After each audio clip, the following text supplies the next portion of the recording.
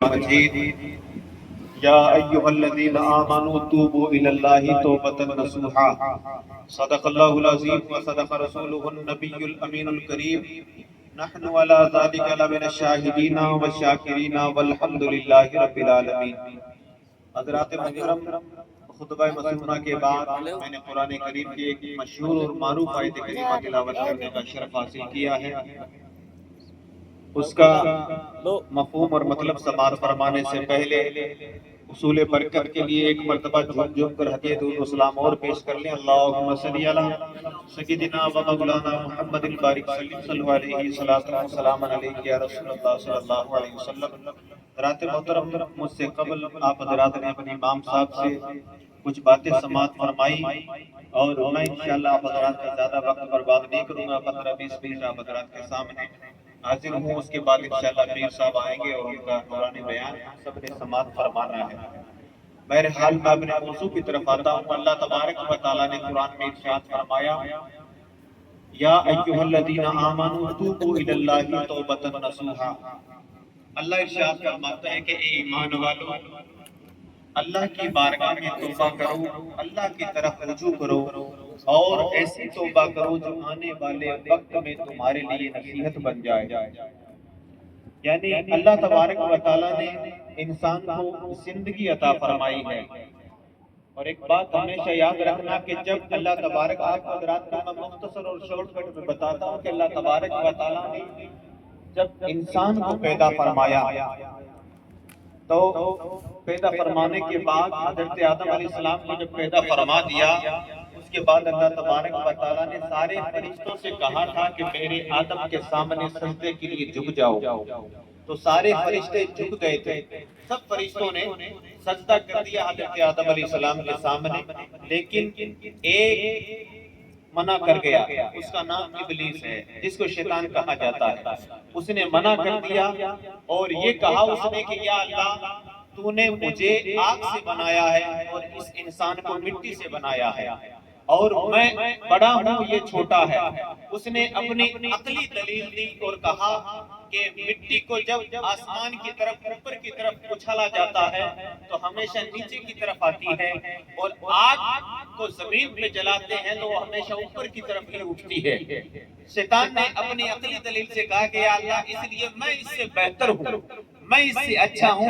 شیطان کہتا ہے کہ مولا، میں اس کے سامنے سجدے کے لیے نہیں جھکوں گا، ہاں تیری بارگاہ میں جتنا چاہے تو سجدہ کروا سکتا ہے مجھ سے۔ اللہ تبارک و تعالیٰ نے ارشاد فرمایا کہ مردود، تو یہ دیکھ کہ تجھے حکم دینے والا کون ہے، تجھ سے سجدہ کروانے والا کون ہے، تیرا رب ہی تو ہے، تجھے پیدا کرنے والا ہی تو، تیرا خالق ہی تو ہے۔ تو شیطان نے وہاں پر گھمنڈ کیا اور غرور کیا۔ اللہ تبارک و تعالیٰ نے اس شیطان کو گلے کے اندر لعنت کا توق پہنا کر کے زمین کے اوپر پٹک دیا۔ پہلے یہ شیطان جنت کے اندر رہا کرتا تھا، اس کا جنتی نام، آسمانوں کے اندر نام عزازیل تھا، اور جنت کے اندر رہتا تھا، اتنی ٹھاٹ باٹ اور فیسیلیٹی کے ساتھ رہا کرتا تھا کہ فرشتے اس کو جھولا جھلایا کرتے تھے شیطان کو۔ لیکن جیسے ہی اللہ تبارک و تعالیٰ کی بارگاہ میں یہ نافرمان ہوا، اس کے گلے میں لعنت کا توق پہنا کر کے زمین کے اوپر ڈال دیا گیا۔ اس وقت شیطان نے کہا تھا یا اللہ، جس آدمی کی وجہ سے میں جنت سے نکالا گیا ہوں، میں جہنم میں اکیلا نہیں جاؤں گا، بلکہ اس آدمی کی اولاد کو اپنے ساتھ میں لے کر کے جہنم کے اندر جاؤں گا۔ شیطان نے کہا تھا یا اللہ، تو مجھے مہلت دے۔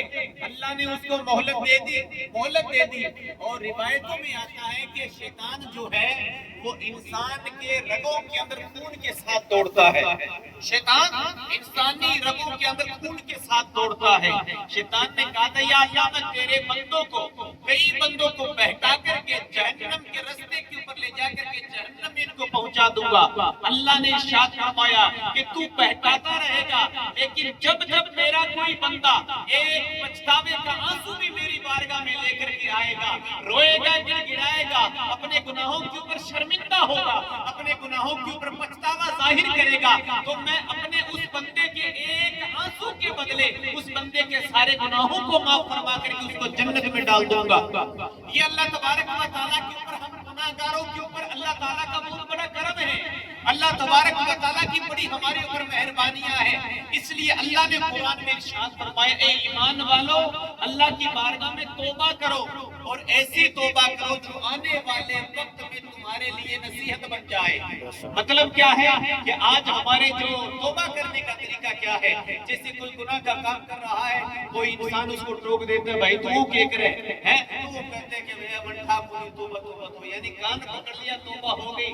اس کو توبہ نہیں کہا جاتا ہے، بلکہ جس گناہ سے بندہ توبہ کرنا چاہتا ہے، جیسے بندہ شراب پیتا ہے اور اس کے دل میں اللہ کا خوف پیدا ہو گیا، وہ چاہتا ہے کہ میں اللہ کی بارگاہ میں توبہ کروں، تو وہ بندہ تنہائی کے اندر بیٹھ کر کے اللہ کی بارگاہ میں روئے گڑ گڑائے اور اپنے گناہ کے اوپر پچھتاوا ظاہر کرے، شرمندگی ظاہر کرے اور اللہ کی بارگاہ کے اندر وعدہ کرے یا اللہ آج تک میں نے یہ گناہ کیا تھا، آج کے بعد میں یہ گناہ نہیں کروں گا مرتے دم تک۔ اگر وہ بندہ مرتے دم تک اس فیصلے کے اوپر اٹک رہتا ہے، قائم رہتا ہے، اس توبہ کو نہیں توڑتا، اس کو کہا جاتا ہے توبہ نصوحہ، جو آنے والے وقت میں یعنی زندگی بھر کے لیے وہ توبہ اس کے لیے نصیحت بن گئی۔ آج کے بعد وہ بندہ اس گناہ کے قریب نہیں جائے گا۔ لیکن ہمارے معاملات الگ ہیں کہ وہ گناہ صبح کرتے ہیں، دوپہر میں توبہ ہوتی ہے، شام کو پھر وہ گناہ کرتے ہوئے نظر آتے ہیں، ہم لوگ صبح پھر وہی گناہ کرتے نظر آتے ہیں۔ اس طرح سے توبہ نہیں ہوتی ہے۔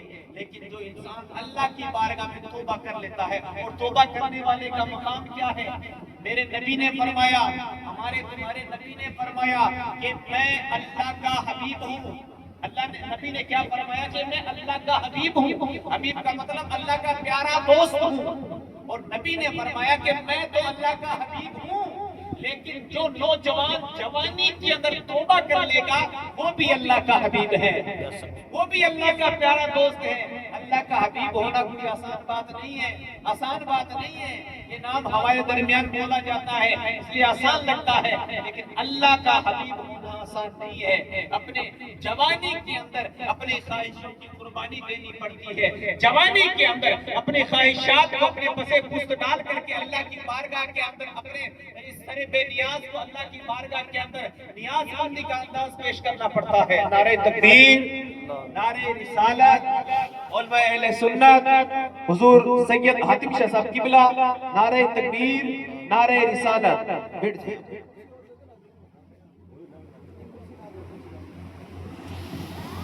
درود شریف پڑھیں، اللہم صلی علی سیدنا و مولانا محمد وعلی آل محمد صلی اللہ علیہ وسلم، صلاۃ و سلام علیک یا رسول اللہ صلی اللہ علیہ وسلم، صلی اللہ علیہ محمد صلی اللہ علیہ وسلم، صلاۃ و سلام علیک یا رسول اللہ صلی اللہ علیہ وسلم۔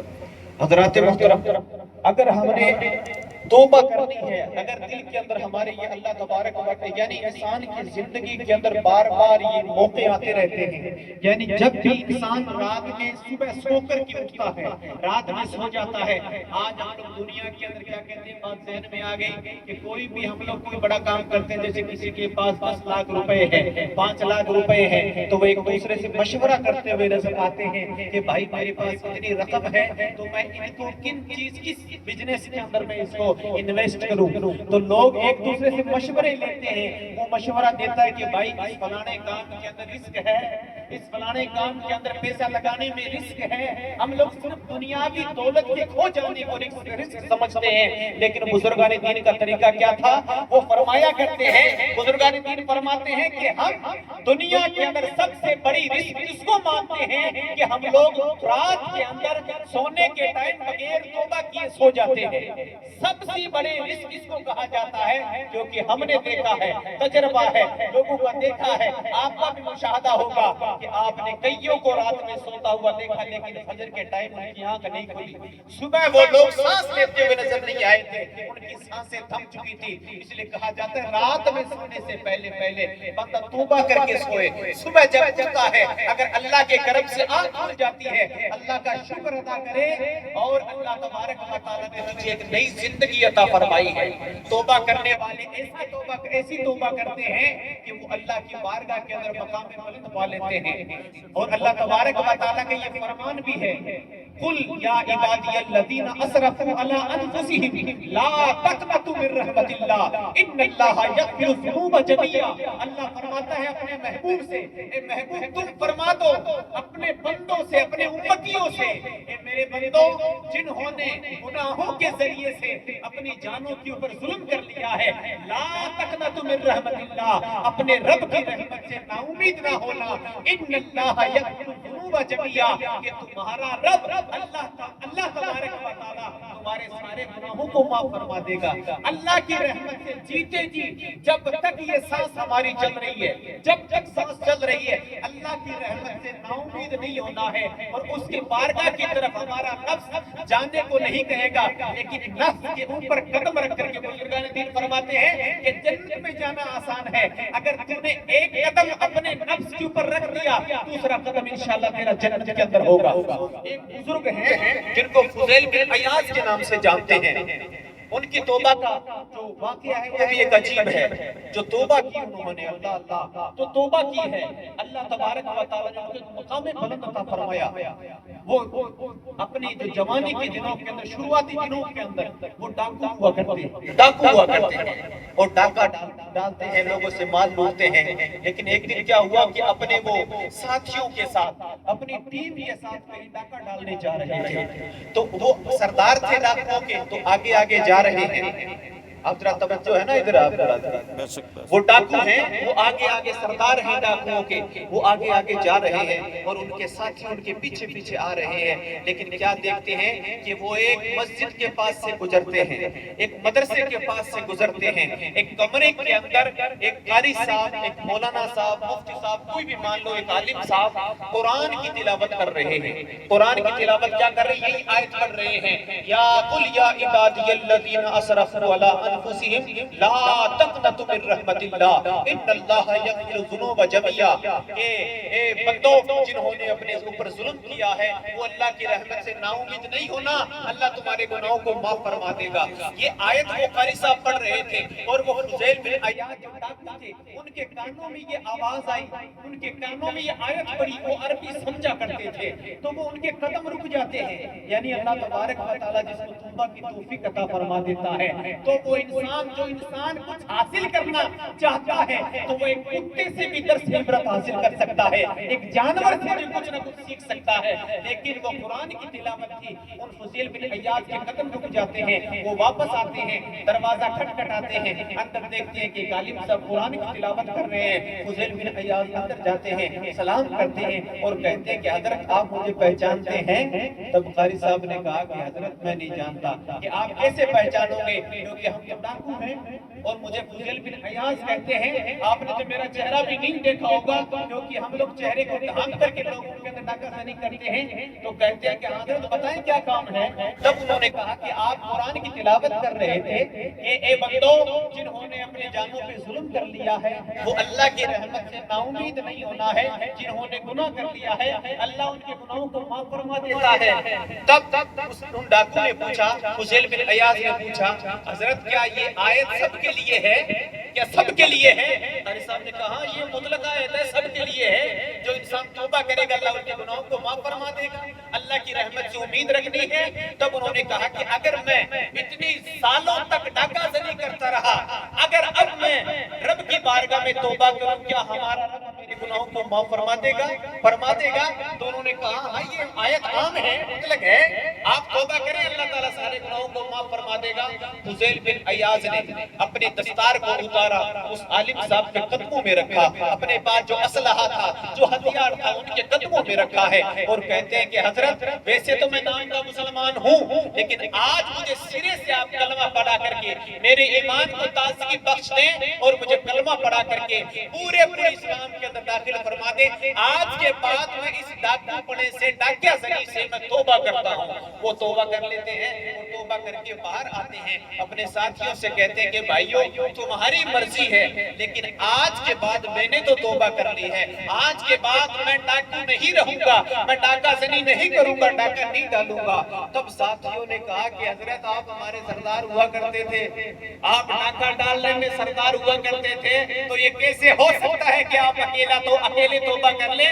آپ توبہ کرنے کے اندر بھی ہمارے سردار ہوں گے، ہم بھی آپ کے پیچھے پیچھے کلمہ شہادت دوبارہ پڑھتے ہیں اور توبہ کرتے ہیں۔ وہ توبہ کرنے کے بعد عالم صاحب سے پوچھتے ہیں فضیل بن عیاض اور کہتے ہیں کہ حضرت میں نے توبہ تو کر لی ہے، میں نے اب کرنا کیا ہے؟ تب انہوں نے عالم صاحب نے بتایا کہ جن کے ساتھ انہوں نے ڈاکہ زنی کی ہے، جن کے یہاں انہوں نے ڈاکہ ڈالا ہے، مال لوٹا ہے، یا تو ان کا مال واپس کر یا پھر ان سے معافی مانگ لے، اگر وہ بخش دیتے ہیں تو اللہ تعالیٰ بھی تمہیں بخش دے گا، کیونکہ یہ حقوق العباد کا معاملہ ہے، حقوق العباد کا معاملہ ہے۔ تب وہ جاتے ہیں، کسی کو مال دے دیتے ہیں، کسی سے معافی مانگ لیتے ہیں، سب سے وہ معافی مانگ لیتے ہیں، کسی کو مال دیتے ہیں، لیکن اب ان کے پاس مال ختم ہو چکا ہے۔ ایک آدمی رہ گیا جو مسلمان نہیں تھا، یہودی تھا، اب اس کے پاس جاتے ہیں اور کہتے ہیں کہ بھائی میں مسلمان ہوں، تو یہودی ہے، اور ایک دن میں نے تیرے گھر کے اندر ڈاکہ ڈالا تھا، کیونکہ ہمارے منہ پہ کپڑا تھا، پردہ تھا، اور میں نے منہ کو ڈھانپ رکھا تھا کپڑے سے، تو مجھے نہیں پہچانے گا، لیکن میں توبہ کر چکا ہوں، اپنے رب سے ڈر کر کے توبہ کر چکا ہوں، اس لیے میں آپ سے معافی مانگنے آیا ہوں۔ تب اس یہودی نے کہا کہ نہیں، مجھے میرا مال واپس چاہیے، معافی سے کام نہیں چلے گا، معافی سے کام نہیں چلے گا، مجھے مال چاہیے میرا جو لوٹا ہے۔ تو فضیل بن عیاض نے کہا کہ بھائی دیکھ میرے پاس مال نہیں ہے، لیکن میں اس رب کا واسطہ دیتا ہوں جس نے تجھے بھی پیدا کیا ہے، مجھے بھی پیدا کیا، مجھے معاف کر دے۔ اس یہودی نے کہا کہ نہیں، معاف نہیں کرتا، آج آپا ہوتا صاحب ڈانگ تک لیتا، ایک تو معافی مانگنا آیا، سامنے گور کرے گا، تو اس طرح سے ہوتا، لیکن ان کے دل کے اندر خوف خدا پیدا ہو چکا، ان کے دل کی سیاہی اتر چکی ہے، خوف خدا دل کے اندر موجے مار رہا ہے۔ وہ کہتے ہیں کہ بھائی دیکھ مجھے معاف تو تجھے کرنا پڑے گا، چاہے کچھ بھی سزا دے دے۔ تب اس یہودی نے کہا کہ دیکھ جب تک میں چاہوں گا میرے گھر کے اندر تو نوکری کرے گا، میرے جانوروں کو چارہ ڈالا کرے گا، میرے باغ کے اندر پودوں کو پانی دیا کرے گا۔ فضیل بن عیاض نے منظور کر لیا کہ ہاں میں جب تک تو چاہے گا تیرے گھر کے اندر نوکری کروں گا، پھر تو معاف کر دے گا کہ ہاں معاف کر دوں گا۔ 3 مہینے گزر گئے، ان کے گھر کے اندر نوکری کر رہے ہیں، کس لیے؟ آخرت کی وجہ سے، آخرت کو سنوارنے کے لیے، اللہ کی بارگاہ میں سرخ روح ہونے کے لیے اپنے آپ کو غلام بنا کر کے پیش کیا ہے۔ حالانکہ ڈاکو تھے، تلوار چلانا بھی جانتے تھے، بھالا چلانا بھی جانتے تھے، لیکن خوف خدا دل میں پیدا ہوا۔ بہرحال کئی مہینوں کے بعد اس یہودی نے فضیل بن عیاض کی توبہ کو جانچنا چاہا، توبہ کو چیک کرنا چاہا کہ توبہ پکی ہے یا نہیں پکی ہے، کیسے جانچیں گے؟ تو یہودی تھا۔ آج الا ماشاءاللہ کہنا پڑتا ہے کہ غیروں کا یقین ہم سے زیادہ ہو گیا ہے۔ اسلام کے اندر جو یقین ہے نا، غیروں کا ہم سے زیادہ ہے، ہم سے زیادہ ہو گیا ہے، وہ زیادہ کرتے ہیں، تو وہ جانچنا چاہا فضیل بن عیاض کی توبہ کو، اور کہا کہ جا فضیل ایسا کر، فلانی جگہ کھیت کے اندر یا باغ کے اندر ایک تھیلی پڑی ہے، تھیلی، اور اس تھیلی کا منہ کھلا ہوا ہے، اس تھیلی کو سیدھا پکڑ کر کے میرے پاس لے آ۔ اب وہ فضیل بن عیاض جاتے ہیں، باغ کے اندر جہاں جگہ بتائی تھی وہاں پہنچتے ہیں، پہنچنے کے بعد دیکھتے ہیں کہ ایک تھیلی بڑی اسی کلر کی، اسی رنگ تھیلی بڑی ہے، تھیلی کو اٹھایا، اور تھیلی کھلی تھی، ان کی نظر پڑ گئی، اس تھیلی کے اندر پتھر کے ٹکڑے تھے۔ کیا تھے؟ پتھر کے ٹکڑے ہیں۔ انہوں نے منہ کو پکڑا اور لے جا کر کے اپنے مالک کو دے دیا، اس یہودی کو دے دیا۔ یہودی نے جیسے ہی اس کو کھولا، اس کے اندر اب پتھر نہیں ہے بلکہ سونے کے ٹکڑے ہیں، سونے کے ٹکڑے ہیں۔ تب فضیل بن عیاض کی آنکھیں کھلی کی کھلی رہ جاتی ہے کہ بھائی دیکھ تیری اجازت تو نہیں تھی، تھیلی کا منہ کھلا ہوا تھا، اس لیے میں نے دیکھا تھا اس تھیلی میں پتھر ہے، پتھر تھے، لیکن جیسی تیرے ہاتھ میں آئی ہے اس کے اندر سونا کہاں سے آ گیا؟ تو اس یہودی نے کہا کہ بھائی میں نے اپنی کتاب توریت کے اندر پڑھا تھا کہ آنے والے نبی کی امت جب بھی، امت محمدیہ میں سے محمد صلی اللہ علیہ وسلم کا غلام جب بھی کوئی سچے دل سے توبہ کرے گا، اگر وہ بندہ کنکر پتھر کو بھی ہاتھ لگائے گا تو اس کے ہاتھوں کی برکت سے وہ پتھر سونا بنتے ہوئے نظر آئیں گے، سونا بنتے ہوئے نظر آئیں گے۔ اس نے کہا کہ بھائی میں تیری توبہ کو جانچنا چاہتا تھا، اس لیے مجھے پتہ لگ گیا تیری توبہ سچی ہے، تو اللہ سے ڈر گیا ہے، تیرے دل میں خوف خدا پیدا ہو گیا ہے، اس لیے پھر فضیل بن عیاض نے کہا کہ بھائی اب تو معاف کر دے، اب تو معاف کر دے۔ تب اس نے کہا کہ بھائی معافی ایسے نہیں ملے گی، اب بھی نہیں ملے گی، کہ بھائی شرط بتا دے کیسے ملے گی، کہ پہلے جس طرح تو نے توبہ کی ہے اسی طرح سے اپنے ہاتھ میں میرا ہاتھ لے کر کے پہلے مجھے کلمہ پڑھا کر کے اسلام کے اندر داخل کر، اس کے بعد تیری معافی ہوگی۔ سبحان اللہ، لا الہ الا اللہ محمد رسول اللہ صلی اللہ علیہ وسلم پڑھ کر کے اسلام کے اندر داخل ہو جاتا ہے۔ سچی توبہ کی جو ہوتی ہے نا وہ برکتیں بھی بہت ساری ہوا کرتی ہیں۔ اگر ہم چاہتے ہیں آج بھی کا کوئی ابراہیم موسیٰ ماں پیدا